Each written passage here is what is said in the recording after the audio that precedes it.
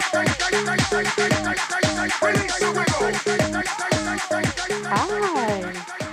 Hi, little questers. How are you all? Doing well. All right. Well, first of all, I know that I stand between you and lunch, and that's a very tricky spot to be in. But I do want to say that I'm very, very honored to be here.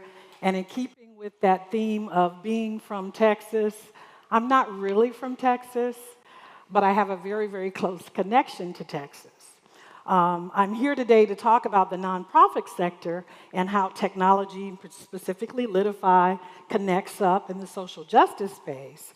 But the Texas connection is about 2 hours from here lies the body of my husband.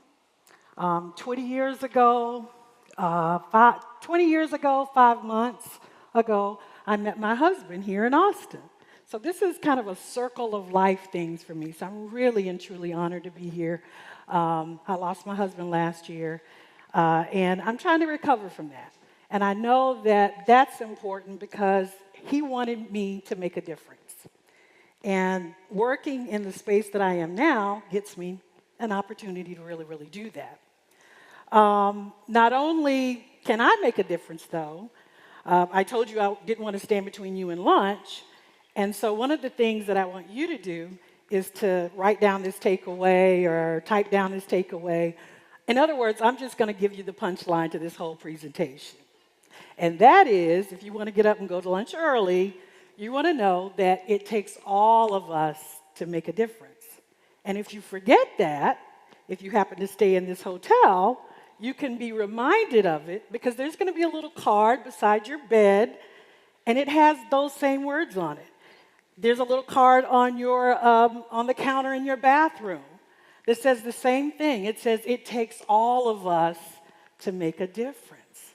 So if you have to head out early, I get it. Lunch is very, very important. And maybe you are not interested in making a difference in the nonprofit space with your work. But I would challenge you to hang in there. Now, who am I anyway besides this lady who's a widow, who's working at the Southern Poverty Law Center as the Director of Legal Management?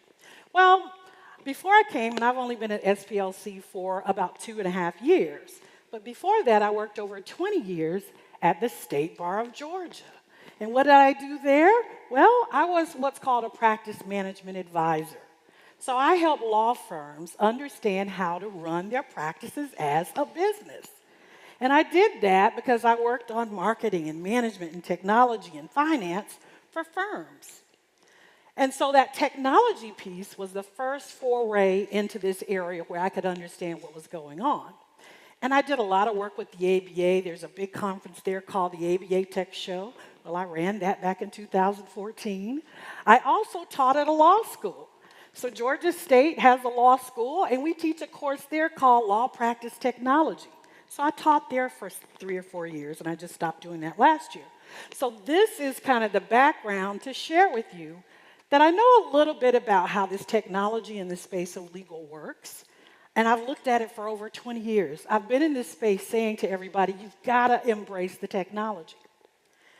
I've also come to learn quickly that with the ABA, that there's this whole focus now on understanding equity. So there's diversity, equity, inclusion initiatives going on all over the country, and there are a lot of different political, aspects to this as well, but it's very, very important for us to pay attention to it. So earlier this week, I participated in this summit called it was the ABA Equity Summit. And there were 2 things I learned from there that I thought were critically important. The first one was a definition. One of the presenters said, she didn't say Natalie, but she said, that there is often this talk of equality. And then you also have this talk about equity. And she was really upset that people didn't get the definition right. So equality means equal, trying to be equal. But equity means trying to be fair. So equity equals fairness, and that the focus should be on equity. The second thing that I learned in that summit was that it should be difficult. This was a quote from another presenter. It should be difficult for anyone to disagree with equity. it should be difficult for anyone to disagree with, and I said equity equaled, fairness. Right, fairness. And so that gets us into the realm of justice and being fair. And if you read your cheat sheet, your agenda booklet, it had the definition here of what is social justice. When we start to talk about social justice in the nonprofit space, what is it? It's really just a political ideology, if you will. But what does it really mean? So guess what? I asked our good friend, Miss Wikipedia, and Miss Wikipedia said that it's justice in relation to fair balance in the distribution of wealth, opportunities, and privileges. And then Miss Wikipedia borrowed from Oxford Dictionary, within a society where individuals' rights are recognized and protected. So it's this idea that we have justice, we're all in the same business. We're in the justice business in the legal arena. And then it's talking about the society, but you're paying attention to the individual's rights so that they're recognized and protected. So in the nonprofit space, a lot of corporations, a lot of entities are set up to pay attention to those causes, those individual rights. It's looking out for the next person. It's that making that difference that I talked about that's at the basis of this. And so who are those individuals that we help? Well, at SPLC, we have a whole plethora of individuals. We call them your practice areas, your practice groups, if you will, of individuals who have rights that need to be recognized, who have rights that need to be protected. Families and children in the education space. We have criminal justice, those black and brown individuals who've been unjustly incarcerated or criminalized. We have those individuals who seek just as citizens to have their voting rights protected. We have a program that focuses on economic justice. We have a group that focuses in on immigrant rights. And I'm missing one. I'll remember it as we go on. But at any rate, we have all of these different projects that are focused on helping both recognize and protect the rights of individuals. Now, the other thing about this definition is that where does it meet technology? And so there's this whole new, relatively new, 2 or 3 years, area of legal technology called social justice tech. And so I would also posit that social justice tech is a platform just like Litify. So when we talk about a platform like Litify, you all know that it's a relational database. Big box, we put all the information in, we get those beautiful dashboard spreadsheet things out, and we make moves, and we do things. And in the social justice space, it's wanting us to take this technology and make a difference. That's how it can be used in a nonprofit space. So it's a database, the same thing. We have the same intake process that you would in a law firm. It's just taking that same process and applying the technology to it. So at the center, we have a thing called RFA. This is our request for assistance. That's when those individuals who are impacted called us for help. And so when they call in or when they reach out to us at the Center for Assistance in our RFA, that equals like your intake process using Litify. Well, it's a little, it's pretty voluminous. And one of the things that we learned, and particularly as a nonprofit, is that we had to utilize the technology. Now, thank you to the COVID, to the pandemic, that even ramped that up even more. And so we had to really come up with a better system for tracking things. But we found out that if we're doing that effectively, utilizing the tools, we can really start to pay attention to where things are wrong. We would notice what the issues are in society. We would notice where injustice is really taking hold. So for instance, how many of you pay your trash bill at home? Everybody does, right? You pay your trash bill, right? Every month, So somebody will come and collect your garbage. Well, there's a town in Alabama, a small town in Alabama, and we kept in our RFA process, there was a phone call. And a lady said, I just wanted some help because I'm having trouble getting signed up to vote, because of my criminal record. She's a 82-year-old lady that was locked up for not paying her trash bill in the state of Alabama. Well, lo and behold, we got another phone call in our RFA process where there's someone else who was locked up. We don't have debtors' prisons in the United States. What is going on? We are able to track those types of trends in the intake side and see that type of injustice. And then the lawyers on our team can come together, come up with a plan or a strategy to reach out to the communities that we serve to help right this situation. So this 1975 state statute in Alabama where this poor lady owed $77 on a trash bill that she could not pay, but was then later locked up for, we're able to step in and say, that's not right. That's just plain not right, and we have to make a change here. So those are the kinds of impacts that can happen.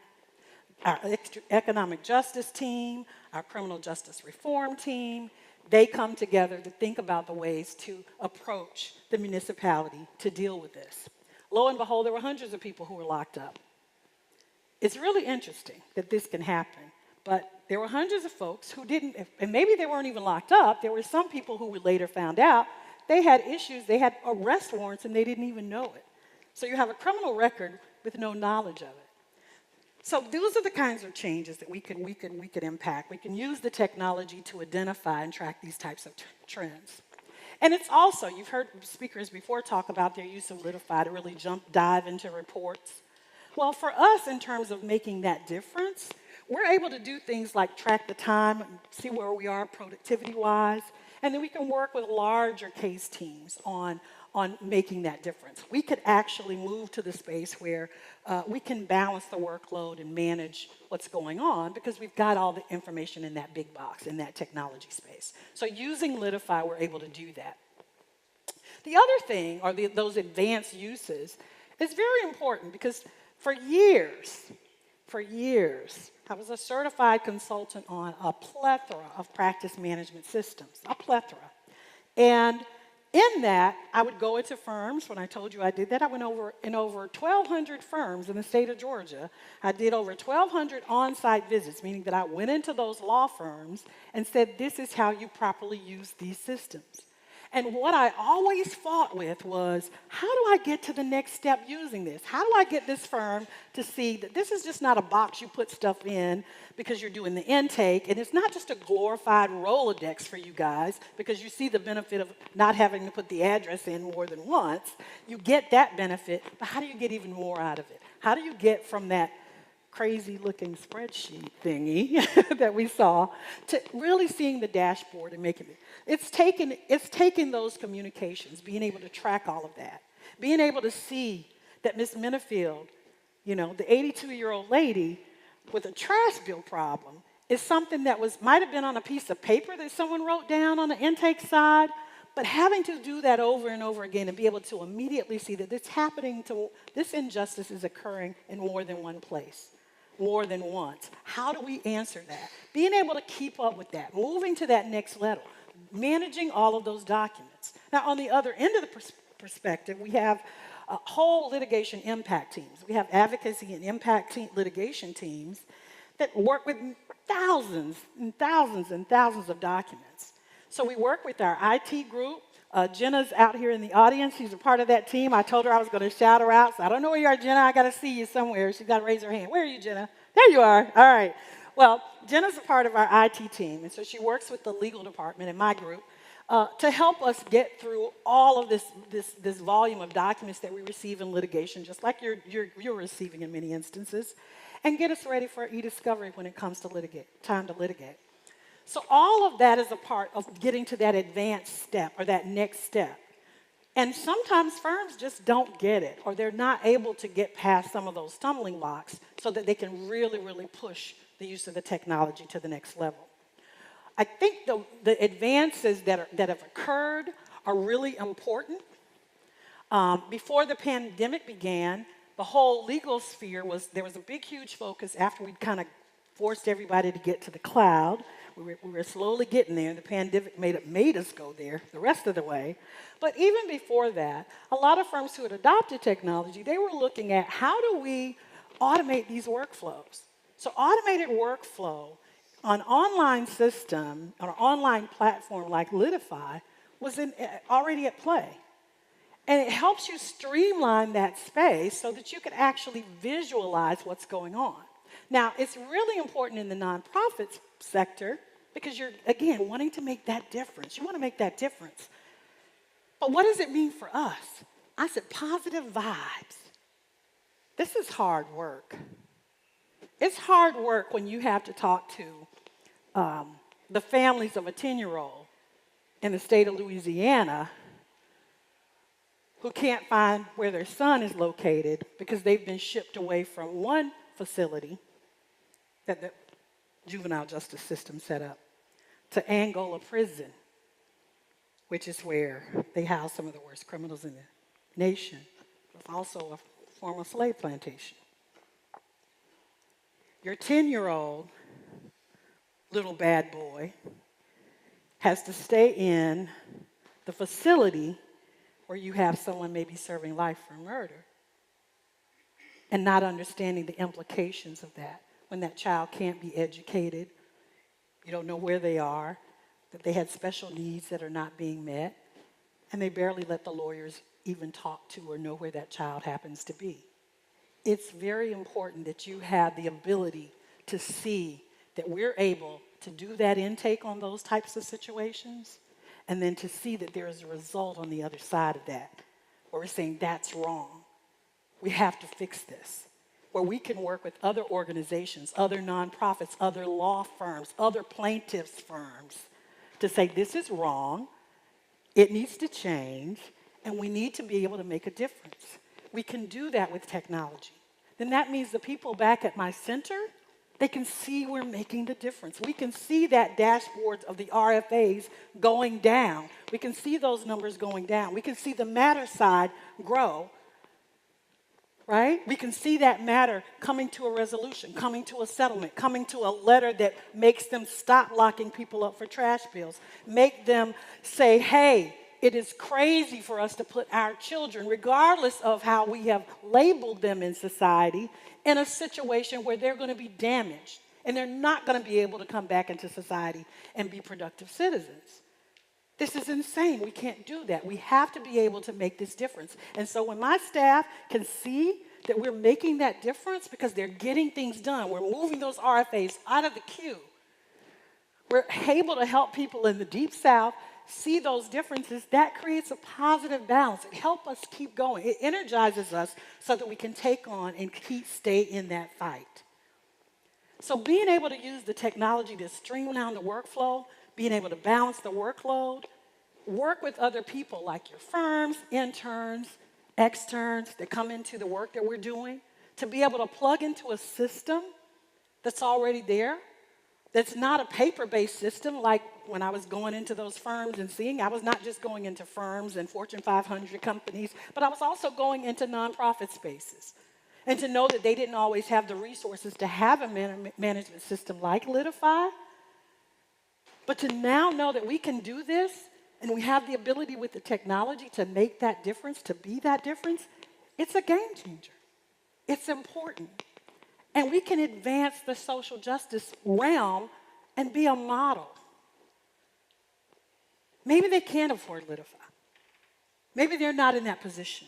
But we're in this room and we can make a difference.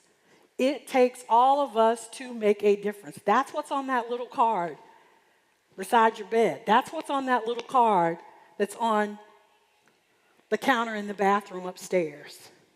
It takes all of us to make us difference. And Litify, this social justice technology, is the type of technology that can help us make this difference. It's all about the cause. It's all about what you want to bring to the table in this space. So, you guys get lunch. Think about what I said. Remember, you've got those reminder cards upstairs if you need them. And I'll be around. Thank you.